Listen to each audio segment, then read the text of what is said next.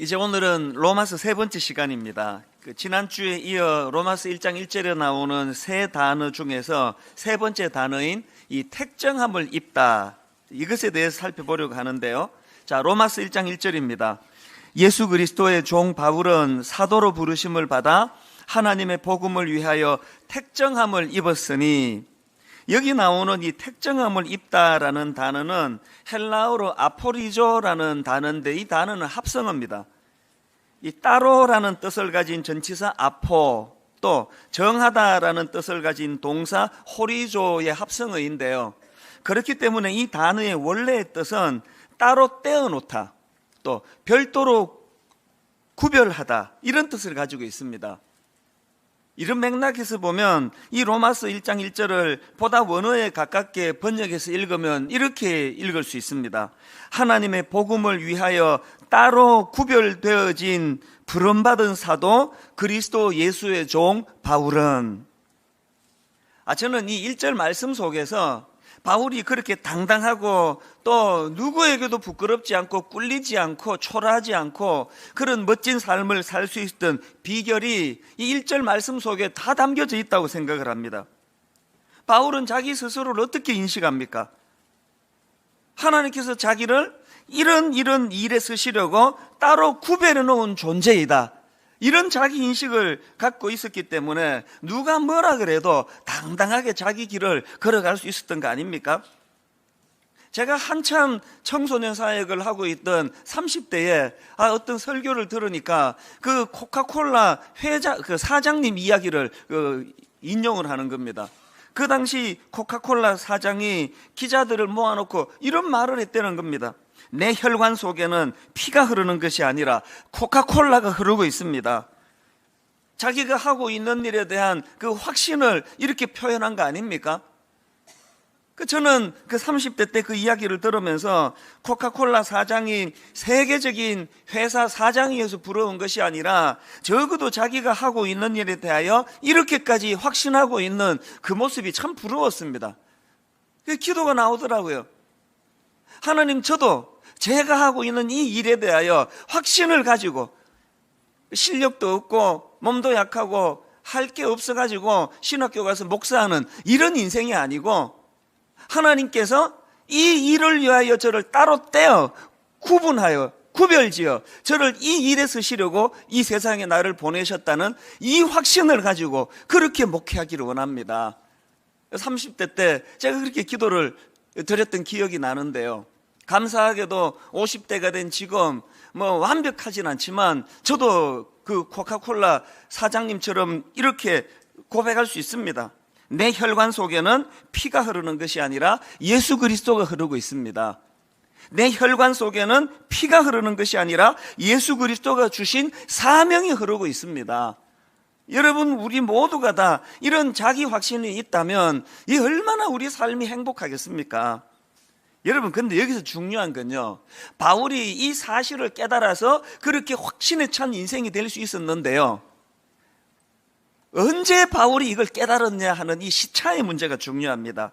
갈라디아 1장 15절에 보니까 바울이 이런 고백을 합니다. 그러나 내 어머니의 태로부터 나를 택정하시고 은혜로 나를 부르시니가, 여기 나오는 이 택정하시고, 이게 오늘 본문 1절에 나오는 그 단어와 같습니다. 아포리죠. 그러니까 지금 바울이 뭐라고 이야기합니까? 하나님이 자기를 이 일을 위하여 따로 구별하여 택정에 넣으신 이 택정하심이 언제 이루어졌다고요? 그가 이 세상에 태어나기 이전에 어머니 뱃속에 있을 때부터 하나님은 그것을 확정하고 계셨는데, 바울이 그것을 자각한 건 언제입니까? 다메섹 도상에서 예수 그리스도를 만난 이후에 그걸 자각한 거예요. 인생은 바로 이 시차의 문제예요. 이 빨리 깨달으면 인생이 그만큼 빨리 윤택해지는 거고요, 이 무덤에 갈 때까지 못 깨달으시면은 그렇게 혼미하게 살다가 그렇게 끝내시는 거예요. 우리가 잘 아는 예레미야 선지자도 마찬가지 아닙니까? 예레미야 1장 4절 5절 한번 보십시오. 여호와의 말씀이 내게 임하니라 이르시되, 내가 너를 모태에 짓기 전에 너를 알았고 내가 배에서 나오기 전에 너를 성별하였고 너를 여러 나라의 선지자로 세웠노라 하시기로. 하나님께서 지금 바울과 똑같은 말씀을 하고 계시는 거 아닙니까? 그런데 여러분, 그 사실을 인식하지 못하던 예레미야가 이 하나님의 확신 앞에 뭐라고 반응을 합니까? 6절을 한번 보십시오. 내가 이르되 슬프도소이다 주 여호와여 벗어서 나는 아이라 말할 줄을 알지 못하나이다니. 여러분이 예레미야도 하나님 믿던 사람 아닙니까? 분명히 그가 하나님을 믿었지만 이 하나님의 택정하심, 따로 자기를 구분하여 이 일을 위하여 쓰시기로 하신 하나님의 뜻을 모르니까 그 놀라운 하나님의 말씀 앞에 슬프도소이다. 뭐 맨날 슬픈 거예요. 말씀이 아님해서 슬프고요. 이 자각을 못하면 말씀이 임해도 슬퍼요. 말씀이 임해도. 하나님께서는 확신을 가지고 예레미야에게 사명을 주시는데 정작 본인은 그 사실을 모르니까 그 가슴 벅찬 하나님의 꿈과 비전이 슬프게 들리는 겁니다. 이건 모세도 마찬가지 아닙니까? 출애굽기 3장 9절을 보십시오. 이제 가라. 이스라엘 자손의 부르짖음이 내게 달하고 애굽 사람이 그들을 괴롭히는 학대도 내가 보았으니 이제 내가 너를 바로에게 보내어 너에게 내 백성 이스라엘 자손을 애굽에서 인도하여 내게 하리라. 이 말씀 배경 다 아시죠? 하나님께서는 지금 애굽의 압제로 신음하는 이스라엘 백성들을 구원해내시기로 작정하셨습니다. 그리고 놀랍게도 그 일을 행하는 과정에서 지도자로 모세를 선택하신 거예요. 모세를 택정하신 거예요. 모세가 그거를 모르니까 뭐라고 응수합니까? 11절 모세가 하나님께 아뢰되 내가 누구이기에 바로에게 가며 이스라엘 자손을 애굽에서 인도하여 내리이까. 이거 예레미야랑 똑같은 반응을 지금 보이고 있는 거 아닙니까? 오늘 여러분은 어떻습니까? 하나님께서는 여러분 인생의 확신을 가지고 여러분이 어머니 뱃속에 있기 전서부터 택정하여 이 일을 위하여 여러분을 이 땅에 예비하여 보내주시는데 맨날 하는 소리가 뭐예요? 모세처럼 내가 누구이기에 그런 일을 할 수 있습니까? 내가 제일 답답한 사람은요, 모든 그런 권한과 역할과 그런 사명을 다 부여해 주는데도 내가 누구이기에 그런 일을 합니까? 이거는 우리의 모습이 아니기를 바랍니다. 모세처럼 예레미야처럼 혼미하게 자기를 인식하고 있던 그들도 하나님 손에 붙잡힘 받고 하나님이 그들에게 말씀으로 가르쳐 주시니까 나중에 여러분 이 택정함의 비밀을 깨달았던 모세와 예레미야가 얼마나 아름답게 위대한 지도자로 쓰임 받았던 거 다 아시잖아요. 아마 주변의 사람들도 놀랐겠지만 당사자 본인들이 제일 놀랐을 거예요. 맨날 이런 나약한 소리만 해대던 내가 누구이기에 그런 일을 하겠습니까? 이런 초라한 삶을 살던 자기들이 그렇게 멋진 지도자로 쓰임을 받으면서 얼마나 놀랐겠습니까? 사실 여러분, 사실 저도 저에게 좀 놀라고 있습니다. 학교 다닐 때 주목받은 게 하나도 없고 공부도 그렇게 썩 잘 못하고 아주 못한 건 아닙니다 라고 말할 수밖에 없는 저를 이해해 주시기를 바랍니다. 두드러질 게 하나도 없는 저였지만요, 지금 제가 이렇게 쓰임 받는 게 신기해 죽겠습니다. 제가 제 인생에 대하여 신기한 게 이게 뭘 의미하겠습니까? 제가 제 의지로 영위하는 목회 길이 아닙니다. 저는 여러분들이 저를 보시면서 제가 전하는 메시지에도 은혜를 받으셔야 되지만 저 자신을 보고 은혜 받으시기를 바랍니다. 야, 저 사람도 저렇게 확신을 갖고 쓰이는 거 보니까 하나님이 대단한 분이긴 대단한 분일세. 그럼 나도 쓰이겠네. 우리가 자기 인식을 제대로 할 때 하나님이 택정함을 이 일을 위하여 쓰시려고 따로 예비해 두신 이 하나님의 택정하심의 비밀을 자각하는 그 순간이 이게 영적으로 철이 드는 순간이에요. 맨날 그냥 권사님이라 그러면서 장로님이라 그러면서 내가 누구기에 이런 소리나 하고 있는 초라한 그 자리를 떨치고 좀 철든 하나님의 자녀가 되기 위해서는 이 택정함의 비밀을 깨달으셔야 됩니다. 이게 왜 중요한가 하면요, 여러분 그 빅터 프랭클 박사 아시죠? 2차 대전 때 유태인 수용소 아우슈비츠에 갇혔다가 겨우 살아났던 그 정신의학자 아시지 않습니까? 나중에 그가 이런 말을 했습니다. 유대인 수용소에서 보니까 몸이 튼튼하고 머리 좋은 사람이 살아남는 것이 아니라 삶의 의미를 가진 사람이 살아남더라. 저는 이 메시지가요, 얼마나 저에게 도전을 줬는지 모릅니다. 다시 한번 들어보세요. 유태인 수용소에서 보니까 몸이 튼튼하고 머리 좋은 사람이 살아남는 것이 아니라 삶의 의미를 가진 사람이 살아남더라.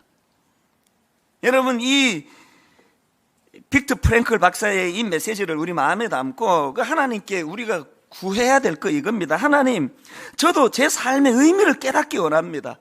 하나님, 저도 하나님께서 이 일을 위하여 저를 따로 구별된 인생으로 택정하신 그런 존재임을 내가 자각하기를 원합니다.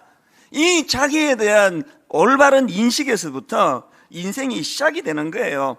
여러분, 이 소원이 여러분에게 있다면 이사야 37장 32절의 법칙을 잊으시면 안 됩니다. 이는 남은 자가 예루살렘에서 나오며 피하는 자가 시온산에서 나올 것임이라. 만군의 여호와의 열심히 이를 이루시리라.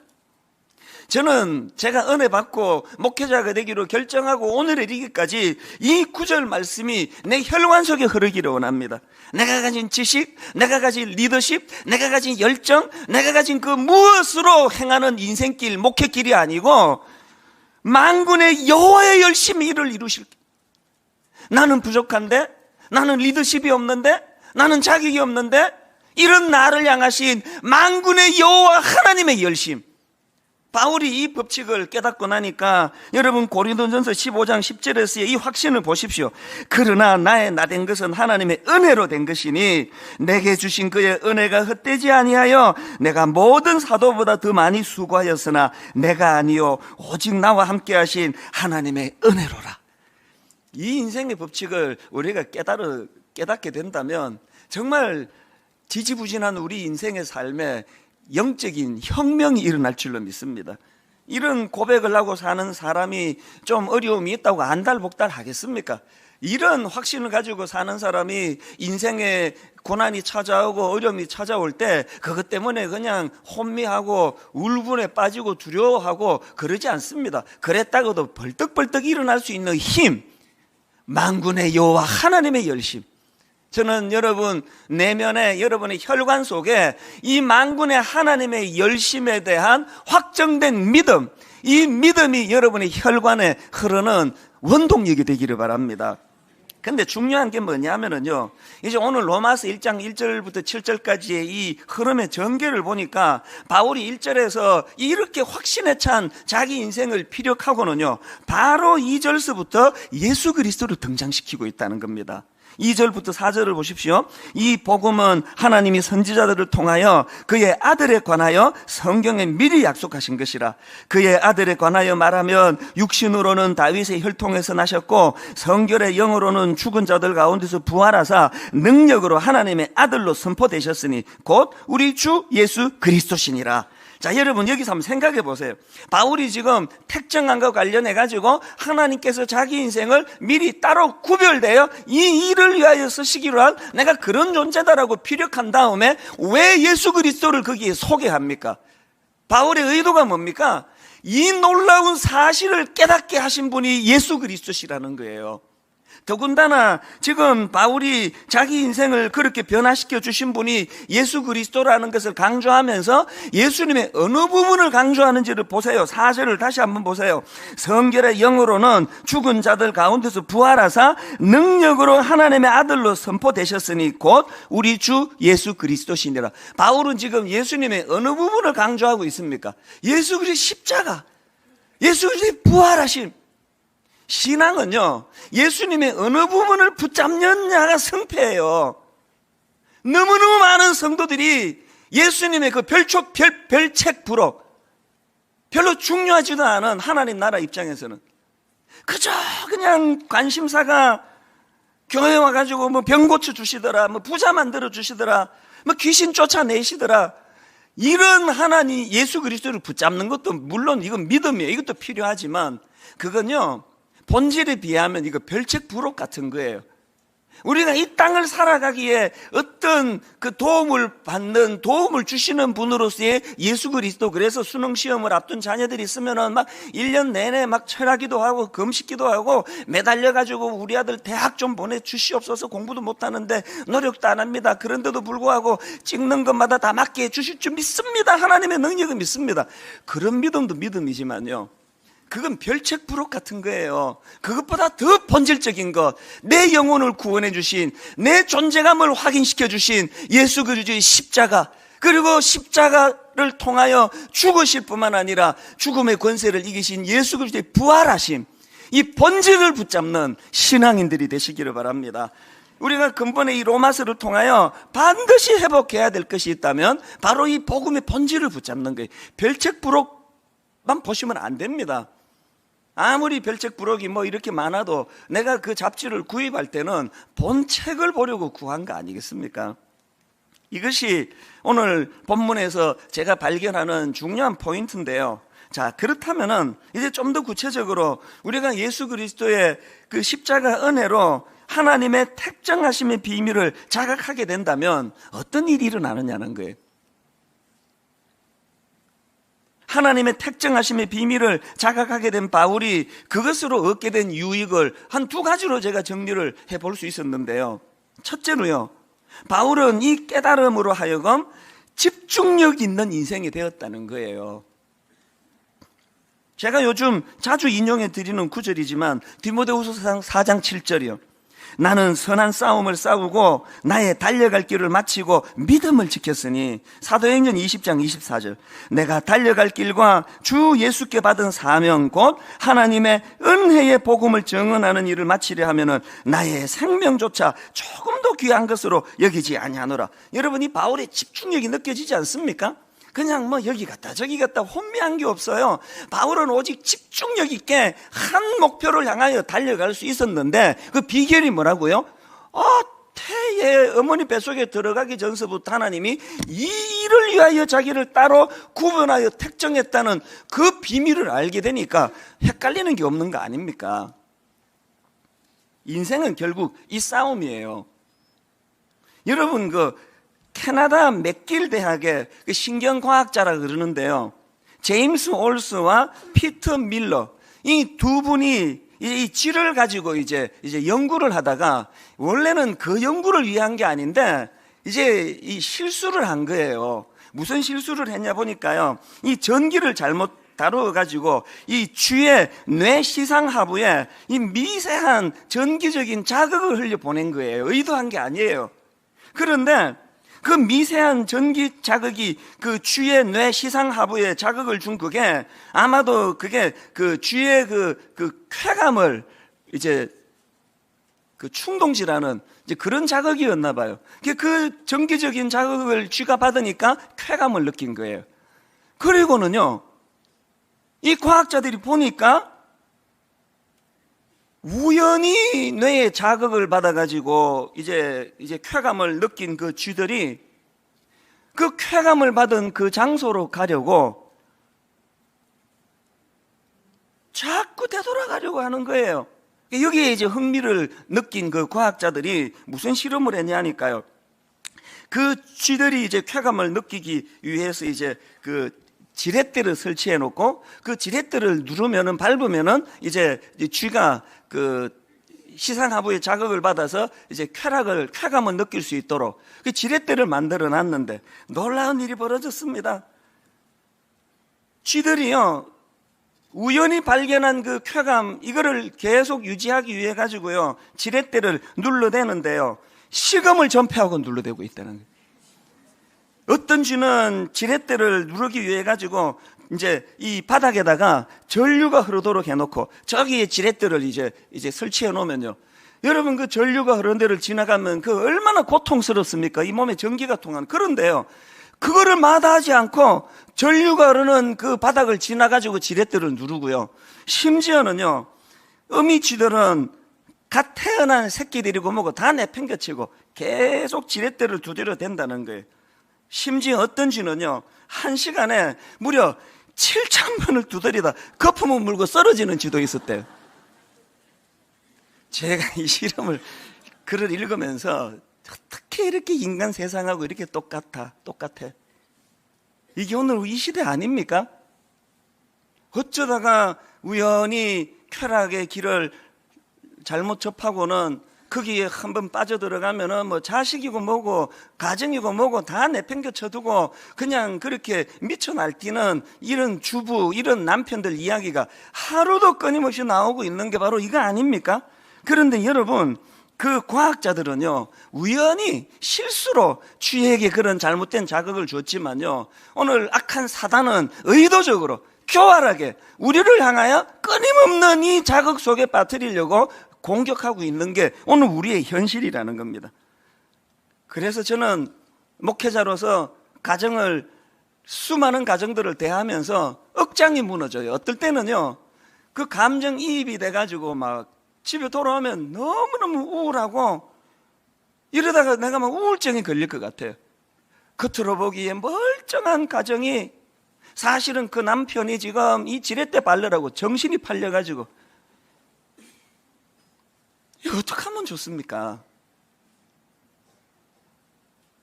오늘 여기 지금 열심히 지렛대 바르면 계속 7,000번씩 밟고 이런 분이 이 안에 계실 거예요. 근데 글쎄 이런 시간에 예배 드리러 오시는 분들은 그런 분들이 뭐 없을 거라고 생각해요. 보통 그분들은 이 시간에 이제 자는 시간이에요. 밤새 지렛대 밟고 이제 이 시간에 보통 자요. 모르죠. 뭐 이제 빨리 예배 드리고 또 밟으려고 지금 이제 준비하고 있는 분이 계실지 모르겠는데요. 여러분, 우리가 그 실험실에 있는 그 쥐꼴, 그러니까 어떻게 쓰든지 그냥 뭐 신분이고 뭐고 어미쥐로스에 뭐 다 망가가고 막 전기가 통하든 말든, 저는 오늘 하나님께서 저와 여러분에게 은혜를 주셔서 바울이 갈라디아 1장 15절에서 고백했던 것처럼 우리가 그런 시시한 그냥 지렛대나 밟으며 쾌락이나 누리려고 사는 인생이 아니고, 하나님께서 내 어머니 뱃속에 있을 때부터 나를 택정하셔서 따로 구별하셔서 사명을 위하여 나를 이 땅에 부르셨다는 이 사명이 자각되는 은혜가 있기를 바랍니다. 우리가 바울을 통해 대리로 그 인생을 들여다볼 수 있는 거 아닙니까?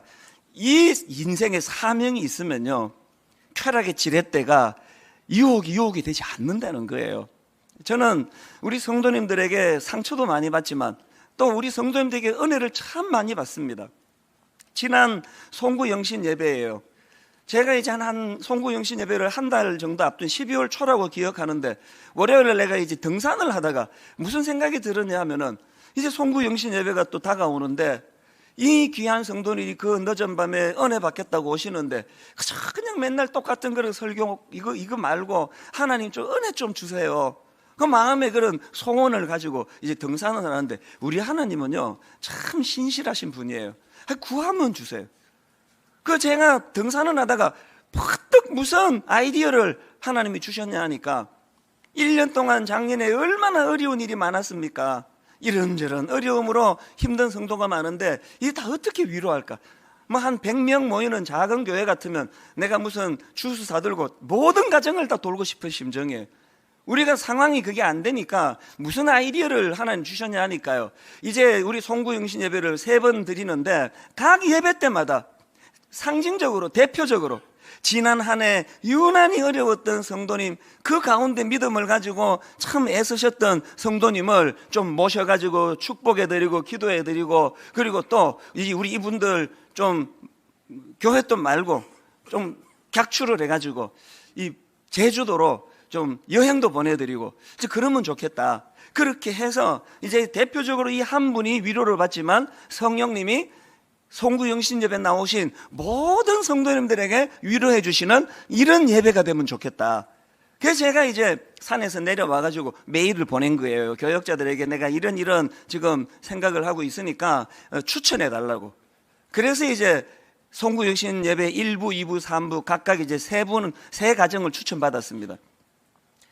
그 가정 중에 일부의 단으로 초청해서 기도해 드렸던 가정이 어떤 가정인가 하니까요, 이 젊은 부부인데요, 아기가 태어났는데 50일째 되던 날 원인 모를 열이 나가지고 이제 그것으로부터 시작이 돼가지고요, 알고 봤더니 그 어린 아기가 신경모세포종이라고 하는 일종의 그 어린애가 항암 투쟁을 하는 1년 내내 그렇게 수고를 했던 그 부부예요. 많이 울더라고요, 그 젊은 부부가. 그리고 제가 이제 예배 끝나고 또 내 방으로 잠깐 오시라 그래가지고 또 기도를 해드리는데 얼마나 많이 우는지 몰라요.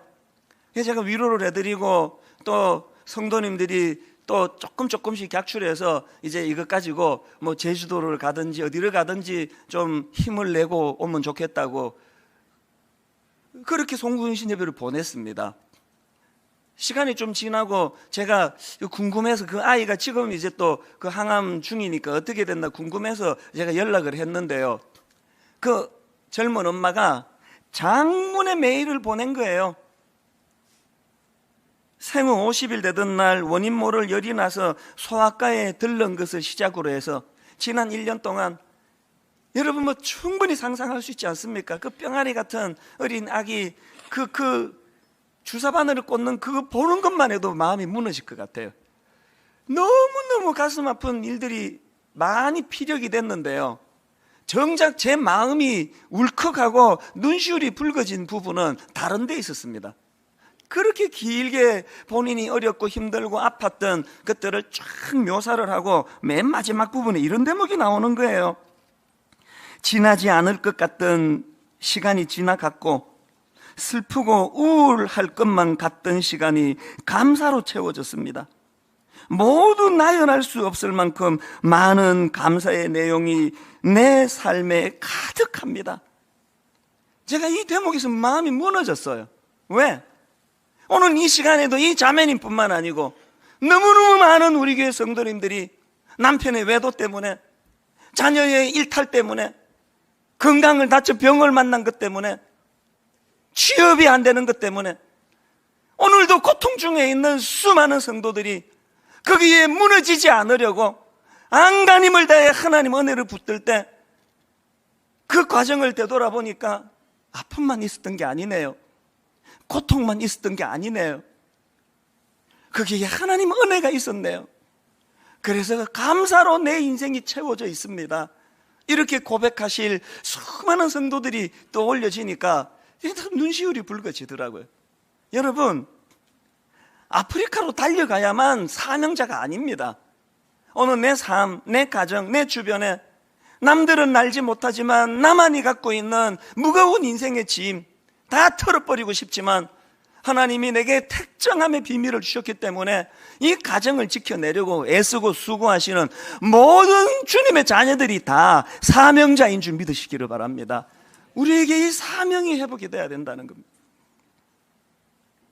그런가 하면 두 번째로 하나님의 택정하심의 비밀을 자각하게 된 바울의 두 번째 유익이 뭐냐 보니까 그것이 바울로 하여금 이 구별된 삶을 살게 만들었다는 것입니다. 이 7절 말씀에 저는 이 뉘앙스가 참 의미가 있다고 보는데요. 7절을 보십시오.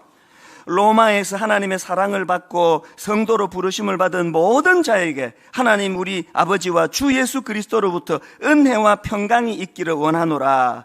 근데 여러분, 여기 나오는 이 로마에서라는 이 표현이 당연히 장소적인 것을 설명하는 표현인데요. 제가 원어를 살펴보면서 여기에 무슨 뉘앙스가 보여지느냐 하니까 원어로 보면은 이 7절에 로마에서 앞에 n이라는 전치사가 붙어 있습니다.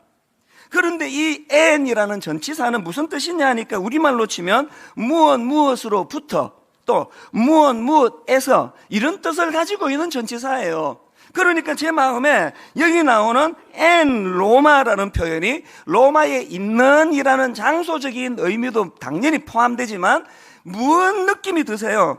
로마로부터 구별되는 이라는 뉘앙스가 풍겨지는 거예요.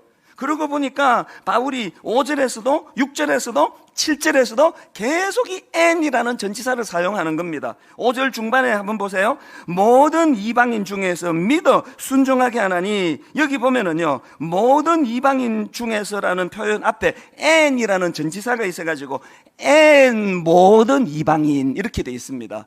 어떤 뉘앙스입니까? 다른 이방인들과 구별된 존재를 지금 강조하는 거 아닙니까? 6절에 나오는 말씀도 마찬가지예요. 너희도 그들 중에서 예수 그리스도의 것으로 부르심을 받은 자니라. 여기 나오는 이 그들 앞에도 n이라는 전치사가 붙어 있습니다. 그들로부터 구별된 상태로서 사실 여러분 뭐 이런 거 다 설명할 필요도 없이요, 7절에 나오는 이 성도로 부르심을 받은 할 때 이 성도라는 표현 자체가 그렇습니다. 이 성도라는 단어는 원어로 하기오스라는 단어인데, 이 단어는 성결, 거룩, 구별 이런 뜻으로 사용되는 단어예요. 그래서 뭐 미숙한 사람들은 뭐 장로님 제일 높고, 그 다음에 권사님, 그 다음에 집사님, 이것도 저것도 없는 사람은 성도, 제일 낮은 사람은 성도라 부르는 이런 잘못된 생각을 하는데 아주 잘못된 생각이에요. 여러분, 장로라는 호칭보다, 권사라는 호칭보다, 집사라는 호칭보다 성도라는 호칭이 가장 아름다운 단어예요. 여기에 내가 성도 이찬수 이렇게 표현한다 할 때 무슨 뉘앙스가 있습니까? 몸은 비록 내가 로마 타락한 그 땅, 로마가 성적으로 타락해서 망했다는 얘기를 하잖아요. 몸은 타락한 로마에 내가 발 담고 살아가지만 나는 로마로부터 구별된 존재, 이게 성도예요. 저는 분당 우리 교회 모든 성도님들, 여러분이 여러분 자신을 어떻게 인식해야 되느냐? 나는 로마에 몸 담고 있지만 타락한 로마에 섞여 살지 않는, 로마와 구별된 하나님의 사람이다. 이런 자기 인식이 있는 여러분들 되시기를 바랍니다.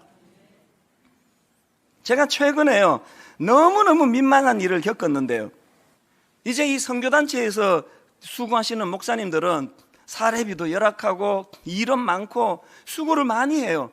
제가 아는 선교단체에서 수고하는 우리 후배 목사님들을 좀 제가 초청을 해서 내가 밥 한 번 사겠다, 또 영화도 보여주겠다, 이제 그런 거예요. 우리는 이제 술 담배를 안 하니까 뭐 최고의 대접은 밥 사주고 영화 보여주는 거, 뭐 그게 최고예요. 이제 막 너무 거기에 이제 열받으면 이제 커피까지 사주면 이건 완벽한 이제 이 대접이 되는데요. 그날 제가 이제 밥도 사주고 영화도 보여주겠다고, 그러니까 좋다고 이제 후배들이 왔어요. 맛있게 밥을 먹고요, 영화를 보러 갔는데 이 영화가 이게 사람을 죽이는 영화예요. 얼마나 폭력적인지, 그냥 뭐 조폭들이 그냥 사람을 뭐 죽였다 이 정도만 묘사해도 되는데 그렇게 상세하게 그 죽이는 걸 묘사할 필요가 있습니까? 막 하여튼 막 피가 튀고 막 그냥 막 칼 막 나오고 막, 그리고 또 막 성적인 묘사가 막 얼마나 그냥 이게 무슨 뭐 포르노 보는 것 같아요. 내가 옆에 목사님들한테 내 눈치가 보여가지고, 이 무슨 목사가 열심히 지금 주에 일하는 목사를 불러내가지고 막 그런 포르노를 방불케 하는 이런 걸 내가 보여줬다고 싶으니까요, 내가 좌불안석이 좌불안석. 근데 정말 무서운 게 뭐냐면은 그 좌불안석이면서도 그 성적으로 묘사하는 그런 것들이 얼마나 잔상이 강렬한지요. 내가 너무너무 불편했어요. 그때는 제가 뒤에 또 시간이 있어가지고 커피까지 살 마음은 없었는데 너무 미안해가지고 내가 차 한잔 하고 가자, 커피숍에 가가지고 내 사과했습니다. 내 진짜 미안한데 나 정말 전 내용 몰랐다, 내가 알았으면 안 봤을 텐데 너무너무 미안하다고 내가 이 용서를 빌었어요. 제가 깜짝 놀랐던 게요, 지금 이 시대가 지금 이 문화라는 이름으로 이게 완전히 지금 정상이 아니에요, 이게. 내가 그 제목을 안 가르쳐 드리는 이유가 그런 게 있었나? 이번 설날 때 보러 가야 되겠군, 이러실까봐 내가 안 가르쳐 드리는 거예요. 보지 마셔요. 제가 그 영화를 보고 마음이 힘든 거예요. 우리 젊은이들이 지금 노출되어 있는 이 로마의 문화가 어떤 것인가, 얼마나 참아내야 되는 게 많은가.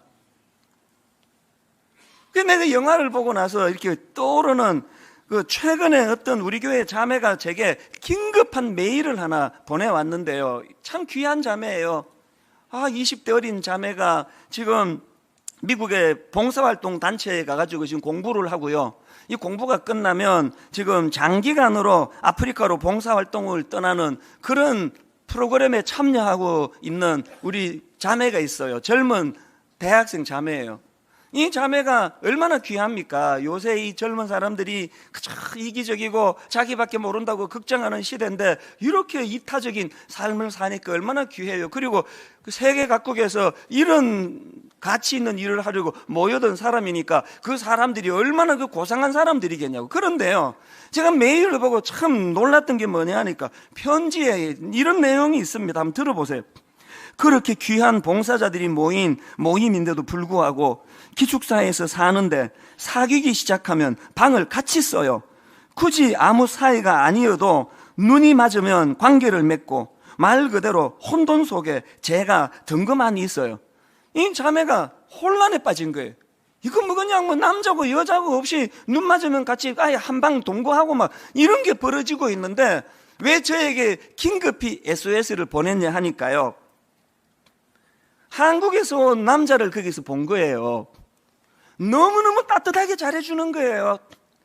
그 가족 떠나 외로운 이 세상 경험 없는 젊은 자매가 그게 얼마나 고마운 일이에요. 그런데요, 이 남자가 뭐라고 노골적으로 유혹을 하는가 하니까 정말 내가 놀랐습니다. 자기는 대놓고 한국에 결혼할 여자가 있다 이야기를 대놓고 해요. 그리고는 그 다음에 한번 제가 읽어볼게요. 들어보세요. 저에게 여기 있는 동안만 여자친구 하지 않겠느냐고 제의를 하더군요. 그러니까 두 번째 여자친구, 세상 사람들이 흔히 말하는 섹스 파트너 뭐 그런 것 같아요. 저는 남자와 깊게 관계를 가진 적이 아직 없고 또 하나님을 믿기에 성관계는 결혼 후에 사랑하는 한 사람과 하는 것이 당연하다고 생각했어요. 그런 저에게 저런 제의는 당연히 말도 안 되는 것이고 그래서 딱 잘라 화내며 거절했습니다. 저는 굉장한 사람은 아니지만 한 사람에게 온전히 한 여자로 사랑받을 만한 가치 있는 여자라고요. 근데 알겠다고 하면서도 능구렁이처럼 계속 다가옵니다. 여자를 수십 명은 더 만나본 것 같아요. 상황을 아시겠죠? 이 자매가 왜 저에게 긴급히 SOS 메일을 보냈느냐 하니까 그 다음 한번 들어보세요. 문제는 제가 무언가 이상한 건 알겠는데 이 사람이 나쁜 사람처럼 안 느껴져요. 그래서 제가 괜히 좋은 사람을 제 잣대로 평가해 버리는 것 같은 생각이 들어요. 항상 교회 안에서 부모님 울타리 속에서 지내던 터라 제가 너무 순진해요. 이런 세상이 있는 줄 미처 몰랐습니다. 위험한 사람이라는 걸 잘 알고 관계를 진척시키면 남는 건 낮아진 자존감 뿐일 거라는 거 아는데도 끌려요. 조금만 더 있으면 그냥 무너져 버릴 것 같아 지푸라기도 잡는 심정으로 목사님께 글을 남겨요. 딸이라고 생각하시고 따끔하게 한마디 해주세요. 내가 여러분이 마음이 아픈 거예요. 여러분이 자기 가치관을 지켜내려고 이 자매가 그렇게 몸부림치고 노력하는데 능구렁이처럼 다가오는데 마음이 흔들린다는 거예요. 이거 어떻게 하면 좋습니까? 이게 여러분이 한 자매의 문제입니까? 오늘 이 세상 가치관은요, 대놓고 나 결혼한 여자 있다. 옛날에 우리 때도 이런 저질들이 있었지만요, 최소한의 양심은 있어서 그 숨기고 그런 짓을 숨기고 이 대놓고 나 결혼한 여자 있다. 근데 난 그냥 너랑 성적으로 쾌락을 즐기고 싶은 거다. 어떤 책임도 지지 말고 즐기자는 거예요. 이런 로마에 우리 자녀들이 지금 노출이 돼 있습니다. 어떻게 하면 좋겠습니까? 왜 여기에 우리 신앙 가진 젊은이들이 다 무너집니까? 여러분, 저는 그래서 이렇게 하나님 앞에 기도합니다. 아버지, 이제 분당 우리 교회 이 로마서를 선포할 때, 로마서를 가지고 말씀을 나누어 볼 때, 하나님, 누가 병 나았답니다. 누가 기도해서 무슨 아들이 좋은 대학 갔답니다. 누가 기도해가지고 부자 됐답니다. 이런 별책 부록을 붙잡는 신앙인이 아니고, 아버지 복음의 본질, 예수 그리스도의 십자가, 예수 그리스도의 부활하심, 내 영혼을 주장하시는 주님의 복음을 붙잡는 교회가 되기를 원합니다. 우리 어른들이 먼저 이 능력을 경험하셔야 돼요. 수많은 이 로마에서 일어나는 타락한 유혹 가운데 내가 복음 대신 예수 그리스도를 본질을 붙잡았더니, 그래서 혼미한 내 인생에 따로 구별하여 어머니 뱃속에서부터 이 일을 위하여, 이 가치 있는 일을 위하여 나를 택정하여 보내주신 그 하나님의 신비를 내가 경험했기 때문에 나는 변질될 수 없다. 나는 로마에 몸담고 살지만 나는 로마에 속한 인생이 아니다. 어른인 저와 여러분이 먼저 이 확신을 경험하게 되시기를 바랍니다. 이 확신을 가지고 자녀에게 가르쳐야 돼요. 네가 그 저질 남자 유혹을 이겨내는 걸 목표로 삼지 말고 그 남자를 변화시켜라. 그 썩어 빠진 가치관을 가진 그 남자가 얼마나 결혼할 그 여자에게 더럽고 무서운 죄를 짓는가를 네가 자각시키고, 그래서 로마를 네가 변화시켜라. 여러분, 이 꿈을 다 잃어버린 게 한국교회예요. 그저 한국교회 이제 사고 안 치고 문제 안 생기고 현상만 유지하면은 더 이상 바랄 게 없는 것 같은, 저부터 회개합니다.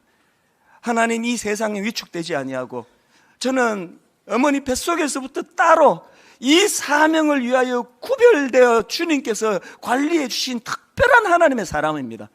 아버지, 제가 그저 죄 안 짓고 은퇴할 때까지 사고 안 치는 그것을 목표로 하는 목사가 아니고, 이 타락한 로마를 뒤집어 놓고 로마를 변화시키고 복음이 그것을 가능케 한다는 이 확신을 전파하는 종이 되기를 원합니다. 그런 성도님들이 모인 교회가 되기를 바랍니다.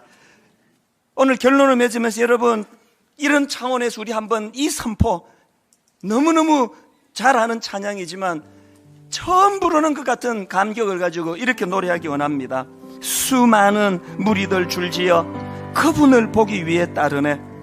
육안으로 보면 평범한 목수에 불과하신 그분이지만 영안을 열고 그분을 볼 때 혼미한 내 인생을 변화시키는 구원자 되심을 내가 고백하기를 원합니다. 가사를 생각하시면서 이렇게 힘있게 선포하기 원합니다. 수많은 무리들 줄지어 그분을 보기 위해 따르네. 겉으로 보기에 평범한 목수이신 그분 앞에 영안을 열고 모든 무릎이 꿇어 경배하네. 여러분, 이 가사 그대로 우리가 경험해야 합니다. 모든 문제들 하나하나, 심지어 죽음까지도 힘을 잃고 생명의 근원 대신 예수 이름 앞에 모든 권세들 굴복하네. 하나님, 이 놀라운 영적 비밀을 깨닫고 경험하기 원합니다.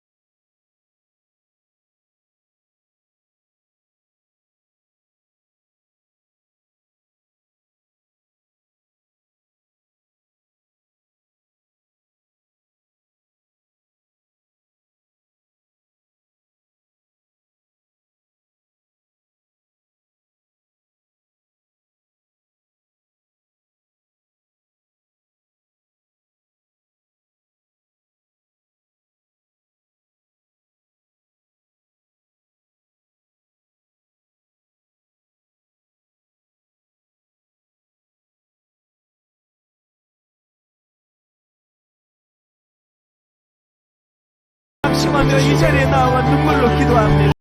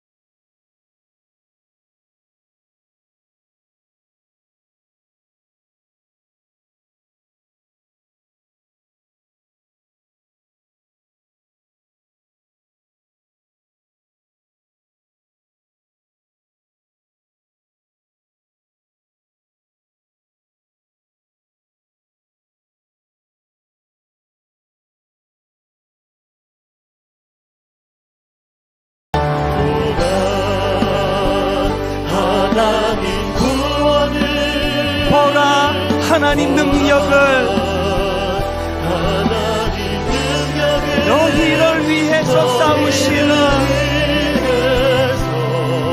싸우신 주의 손을 보라. 주의 손을 보라 하나님 구원을 하나님 구원을 보라 하나님 능력을 하나님 능력을 너희를 위해서 싸우시는 주의 손을 보라. 주의 손을 우리 다 자리에서 일어나셔서 보라 너희는 두려워 말고 너희는 곧 하나님의 은혜의 복음을 증언하는 일을 마치려 하면은 나의 생명조차 조금 더 귀한 것으로 여기지 아니하노라. 아버지 바울이 가졌던 그 인생의 이 집중력 우리에게도 허락하여 주시옵소서.